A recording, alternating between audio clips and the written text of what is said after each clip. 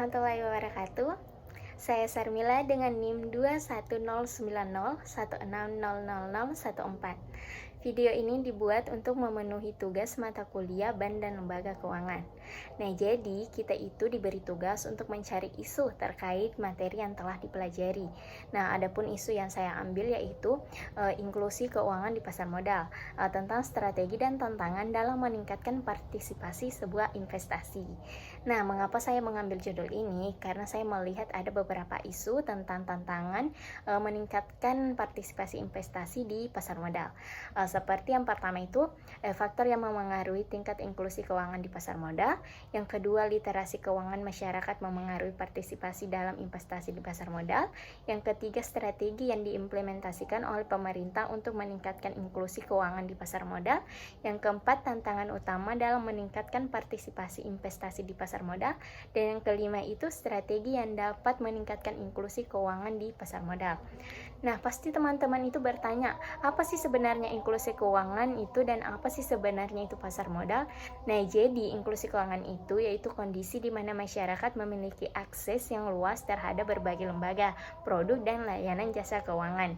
Nah, itu memiliki tujuan untuk memberikan akses yang lebih efektif terhadap jasa layanan keuangan. Nah, langsung saja kita masuk ke pembahasan yang tadi, yaitu ada 5 pembahasan. Yang pertama itu faktor yang memengaruhi tingkat inklusi keuangan di pasar modal. Nah, jadi ada beberapa faktor yang memengaruhi. Yang pertama itu sikap keuangan. Jadi sikap keuangan yang positif dan responsif itu membantu masyarakat dalam menghadapi perubahan keuangan dan meningkatkan inklusi keuangan. Hal ini itu memiliki toleransi terhadap risiko yang dapat mempengaruhi seberapa nyaman kita dengan fluktuasi pasar, meskipun tidak ada sebuah kepastian dan volatilitas, karena kita itu selalu memiliki sikap yang positif dan tidak mudah berpikir yang negatif. Terus yang kedua itu pengetahuan keuangan. Pengetahuan keuangan ini penting dalam meningkatkan inklusi keuangan karena di mana kita itu dapat mengambil suatu keputusan dengan memahami instrumen keuangan yang tersedia di pasar modal. Terus yang ketiga itu keyakinan keuangan. Hal ini itu menyatakan bahwa sejauh mana kita percaya pada diri kita sendiri dan yakin bahwa kita mampu mengelola sebuah keuangan.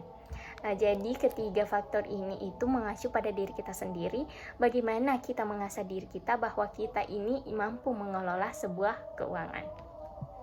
Isu yang kedua itu literasi keuangan masyarakat yang memengaruhi partisipasi dalam investasi di pasar modal. Ini itu mengacu pada pemahaman individu tentang keterampilan mengelola keuangan yang baik. Mengapa? Karena saat kita itu memiliki literasi keuangan yang baik, maka kita tidak mudah tertipu terhadap investasi-investasi bodong. Kan banyak tuh sekarang kasus-kasus penipuan tentang investasi. Jadi kita dapat menghindari itu karena kita sudah memahami mengelola keuangan secara pintar itu seperti apa dan tidak perlu melakukan investasi lagi. Terus jika literasi keuangannya itu rendah, maka akan menjadi hambatan bagi kita yang mengelola sebuah keuangan. Itulah mengapa literasi keuangan itu penting terhadap sebuah investasi. Terus isu yang ketiga yaitu strategi yang diimplementasikan oleh pemerintah untuk meningkatkan inklusi keuangan di pasar modal.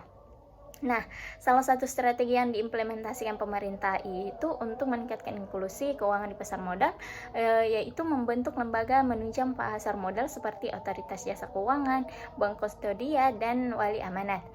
Ketiganya itu memiliki tugas-tugas yang berbeda. Ada yang mengawasi transaksi, ada yang membantu administrasi dan menilai instrumen investasi, dan ada juga yang memberikan layanan yang terbaik kepada masyarakat umum. Selain itu, pemerintah itu juga mengembangkan sebuah skema kerjasama pemerintah dengan badan usaha. Hal ini itu untuk meningkatkan infrastruktur dan akses ke pasar modal. Maka strategi ini itu membantu untuk meningkatkan inklusi keuangan di pasar modal. Nah, isu yang keempat itu yaitu tantangan utama dalam meningkatkan partisipasi investasi di pasar modal.